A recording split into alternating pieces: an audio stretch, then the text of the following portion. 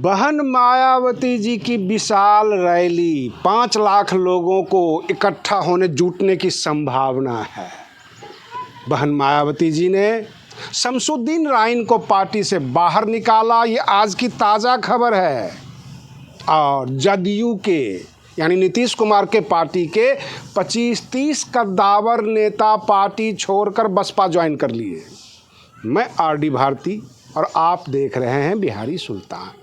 जैसा कि हमारे दर्शक जानते हैं कि बिहार विधानसभा का चुनाव चल रहा है और इस चुनाव में बिल्कुल युद्ध स्तर की तैयारी के साथ सभी नेता कूद पड़े हैं। हर किसी को वोट चाहिए, जनता के बीच जाना है और इसमें बहन मायावती जी भी पीछे क्यों रहें।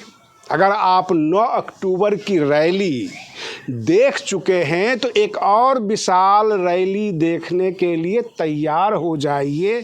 6 नवंबर को बिहार के भभुआ एयरपोर्ट के मैदान में बहुत बड़ी विशाल रैली होगी। 2-3 दिन तक चुनाव करवा कर तब बहन मायावती जी बिहार से उत्तर प्रदेश की तरफ जाएंगी। और रही बात ये कि इस चुनाव ने बहुत कुछ सिखाया, बहुत कुछ समझाया। अगर आप उत्तर प्रदेश के रहने वाले हैं और बिहार के किसी रिजर्व सीट यानी आरक्षित सीट पर चुनाव लड़ना चाहते हैं तो उत्तर प्रदेश का जाति प्रमाण पत्र नहीं चलेगा। विश्वास ना हो तो आज़ाद समाज पार्टी के प्रत्याशी उम्मीदवार कामना जगन्नाथ से पूछ लीजिए, उनको रिजेक्ट कर दिया गया। कहने का मेरा तात्पर्य यह है कि रिजर्व सीट जो है उसी राज्य में मान्य होता है जिस राज्य का चुनाव हो और उसी राज्य का निवासी भी हो। दूसरे राज्य के कोई भी अगर बहुजन समाज के भी हैं तो जाति प्रमाण पत्र के आधार पर रिजर्व सीट से चुनाव नहीं लड़ सकते। रही बात ये कि बहन मायावती जी ने जो आज किया है यानी विश्वनाथ पाल जी के आदेश से, जो हम लोगों के पास नोटिफिकेशन आया है, विश्वनाथ पाल जी ने आदेश जारी किया, लेकिन बहन मायावती जी का ही निर्देश होगा। शमसुद्दीन राइन जो झांसी के रहने वाले हैं, काफ़ी चेतावनी भी दी गई। कई दिनों से कई बार उनको समझाया भी गया कि बहुजन समाज पार्टी के अंदर गुटबाजी बर्दाश्त नहीं, ये गुटबाजी बंद कर दीजिए। ये गुटों में जो है बट जाते हैं आप लोग, ये सही नहीं है। लेकिन वो अपने आचरण, अपने स्वभाव से बाज नहीं आए। अंततः बहुजन समाज पार्टी ने उनको पार्टी से निष्कासित कर दिया। अब रही बात ये कि बिहार के अंदर जदयू के जो नेता हैं वो सबके सब बसपा क्यों ज्वाइन कर रहे हैं? आखिर क्या उनको एक भनक सी लग गई है कि इस बार जो है बसपा पावर में आ जाएगी बिहार में? बिहार में बसपा का क्रेज है। बसपा ने जमकर तैयारी की है। चुनाव में उम्मीदवार भी भाग भाग के जो है रात दिन बेचैन हैं और चुनाव की तैयारी में लगे हुए हैं। हर मतदाता के चौखट तक पहुंचना चाहते हैं। उम्मीदवार का इस बार परिश्रम देख रहे हैं और उनका संघर्ष भी देख रहे हैं। ऐसे में बहन मायावती जी भी रुकने वाली कहाँ थी। उन्होंने सीधे जो है टाइम दे दिया कि 6 नवंबर से लेकर 9 नवंबर तक 3-4 दिन जो है वहाँ पर रहेंगे, कई रैलियाँ करेंगी। मैं आपको बता दूं कि बिहार के प्रथम चरण का चुनाव 6 नवंबर को है और द्वितीय चरण का चुनाव 11 नवंबर को है। 14 नवंबर को जो है रिजल्ट आ जाएगा। तो भभुआ मोहनिया का जो एरिया है, जिस रामगढ़ सीट पर 1300-1400 के वोट से बसपा हारी थी, इस बार बहन मायावती जी प्रचार करेंगे रामगढ़ वाली सीट पर। रही बात कैमूर के सारे इलाके में बहन मायावती जी खुद घूमेंगे, रैली करेंगे।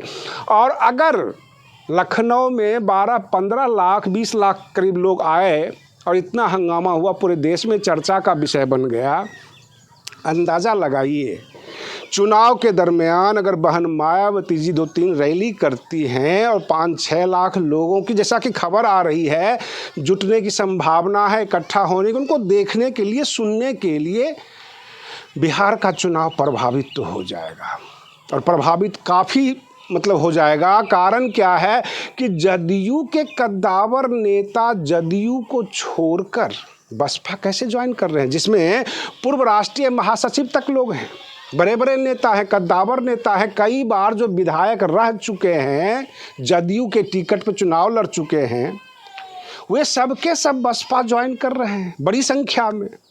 क्या यहाँ भी कहा जा सकता है कि बीजेपी के इशारे पर सारे जदयू वाले बसपा ज्वाइन कर रहे हैं, या ये संभावना जताई जा रही है कल को बसपा और भाजपा मिलकर बिहार में सरकार बनाएगी? अथवा जैसा कि बहन मायावती जी ने शुरू से उन्होंने करती रही हैं, हम अकेले चुनाव लड़ेंगे, किसी गठबंधन में नहीं जाएंगे। तो जहां कांग्रेस होगी क्या बसपा वहां जाएगी? क्योंकि महागठबंधन में कांग्रेस है हिस्सेदार। अगर कांग्रेस के पास बहुमत आती है और कुछ सीटों से रह जाती है, क्या बसपा उनको समर्थन देगी? ये बिहार में आम जनता में चर्चा का विषय है और हम अपने दर्शकों से महत्वपूर्ण कमेंट्स चाहते हैं, आप बताएं ताकि लोग जान सके कि बसपा के समर्थक, बसपा के दर्शक जो फॉलोअर हैं वो क्या चाहते हैं बिहार में बसपा सरकार में आए। क्योंकि ये तो लग रहा है कि इस बार बसपा के पास अच्छे कैंडिडेट की संभावना है निकलने की। बिहार विधानसभा चुनाव में जो आम जनता की राय है, जो बातचीत करते हैं, महागठबंधन ने जो अपने प्रत्याशी दिए, जिस हिसाब से टिकटों में हेराफेरी हुआ, व्यापार हुआ, आम जनता निराश है। या तो वह निर्दलीय को वोट देगी या बसपा को वोट देगी, ये तो साफ नजर आ रहा है।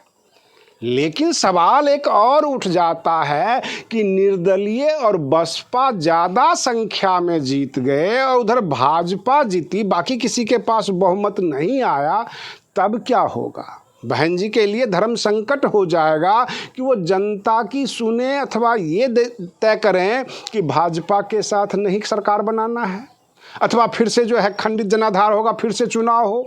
क्योंकि जदयू की इतनी ऑफर के बाद भी जदयू की हालत खराब है। महागठबंधन का जो उम्मीदवार दिए हैं उस उम्मीदवार से जनता खुश नहीं है। तो या तो बसपा को वोट जाएगा या निर्दलीय को जाएगा। ऐसा भी हो सकता है कि बसपा की बहुत बड़ी संख्या में कैंडिडेट निकल जाए और बाकी निर्दलीय को सपोर्ट लेके बसपा सरकार बना ले इंडिपेंडेंट तरीके से, या बाकी दलों को साथ करे। लेकिन कांग्रेस के साथ बसपा जा नहीं सकती, भाजपा के साथ बसपा जा नहीं सकती। लोगों में यह भी चर्चा है बहन मायावती जी को उत्तर प्रदेश में 2027 में सरकार बनानी है, इसलिए अपनी साख को ऊंचा करने के लिए, अपनी साख बचाने के लिए खुद मैदान में उतरी हैं, खुद रैलियां कर रही हैं। और जब बहन मायावती जी बिहार में चुनाव के बीच रैली करने आएंगी तो ये तो कन्फर्म है कि फर्क पड़ेगा, कैंडिडेट की संख्या ज़्यादा होगी। 15-20 कैंडिडेट भी अगर मिनिमम कह रहे हैं, ये तो हमारा मिनिमम है कि 15-20 कैंडिडेट भी अगर निकल जाता है तो किंग मेकर तो बसपा बन ही जाएगी। लेकिन जिस हिसाब से बाकी दल के नेता भाग भाग कर बसपा के साथ जुड़ रहे हैं, तो नेताओं को पहले से ही आहट हो जाता है, पत्रकार भी समझ जाते हैं कि होने वाला क्या है। ऐसे हालात में बसपा काफ़ी अच्छा स्कोर करेगी। बहन मायावती जी पिछले चुनाव में कोई रैलियां नहीं की थी, केवल गठबंधन करके और कार्यकर्ताओं के ऊपर छोड़ दिया था। लेकिन इस बार सारे कद्दावर नेता इनके घूम रहे हैं, इनके उम्मीदवार वोट मांग रहे हैं। बहन जी का प्रोग्राम आ गया कि हम रैली करेंगे, और एन चुनाव के दिन, चुनाव के एक दिन पहले इस तरह से, जैसे कि 6 नवंबर और 11 नवंबर ये 2 चुनाव का दिन है और इस बीच में रैली होगी। तो कहते हैं ना कि सुहाग की पहली रात और चुनाव की आखिरी रात अति संवेदनशील होती है। कहीं ऐसा ना हो कि 6 नवंबर को पूरा बिहार नीला हो जाए और ऐसे जो है कार्रवाई अगर हो जाती है बसपा के तरफ से तो बसपा का सरकार बनना तय हो जाएगा। जितने कैंडिडेट दिए हैं करीब करीब 100% बाजी मारने लग जाएंगे, क्योंकि जो भी कैंडिडेट मेहनत कर रहे थे, बाकी दलों के बहुत सारे लोगों के नामांकन खारिज हो गए। अब क्या वजह रहा इसका तो जिक्र बाद में किया जाएगा, लेकिन नामांकन बड़ी संख्या में खारिज हुआ है और बसपा ने जो नामांकन करवाया करीब करीब सॉलिड गया है एक आध कैंडिडेट को छोड़कर। आज के लिए बस इतना ही। आप बने रहिए बिहारी सुल्तान चैनल पर। हम फिर मिलते हैं अगले वीडियो में, तब तक के लिए धन्यवाद।